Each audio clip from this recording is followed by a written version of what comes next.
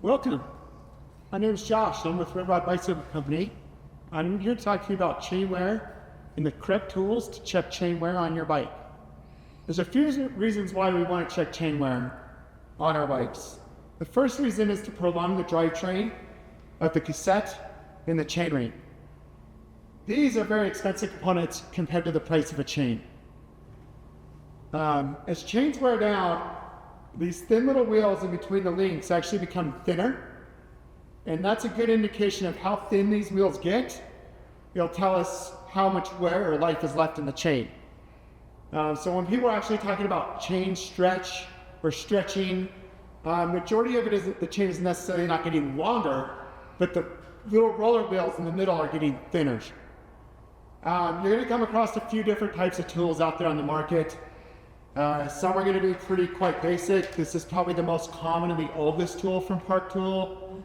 One thing about this tool is it is not recommended to continue to use this Park Tool with the new 12-speed Eagle SRAM chains of any sort. SRAM Road, anything that's 12-speed. Park Tool is recommending that you use their newer CC4 version. I get close to the same results, but if I'm doing 12-speed, I generally pull this one out every time. You can also find some fancier ones from Abbey Bike Works. This is going to tell you wear on a long plane, but this tool also checks wear on a lateral left to right plane. But more for the advanced mechanic and diagnose a few other things.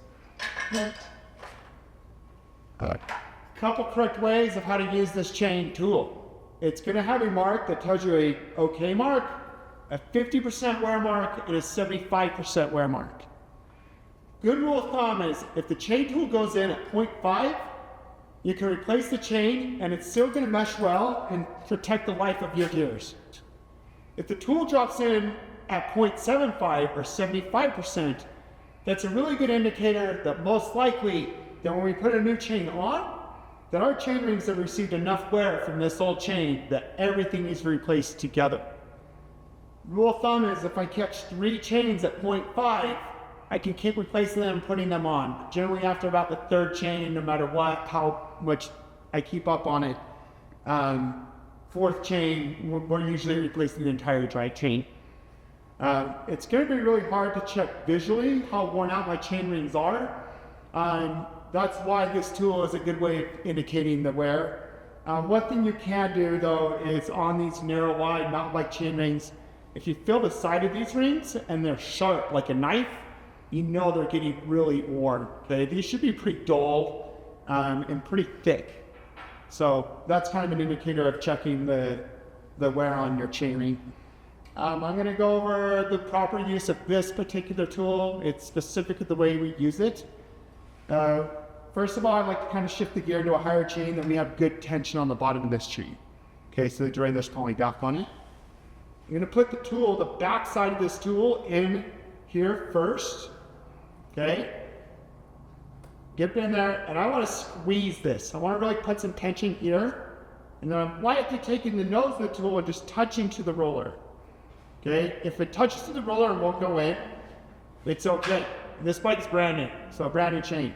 If I have to force this in, we're probably about 25%. If it drops in though at the 0.5 or it goes beyond and past all the way to this 0.75, that's going to be an indicator that they're probably going to suggest that you're going to need chain rings in a cassette. Okay, most shops will still first try to say, hello, we've indicated that you're at 0.75, we're going to try a chain, but most likely be prepared that these are going to need to be replaced also later on with the same service.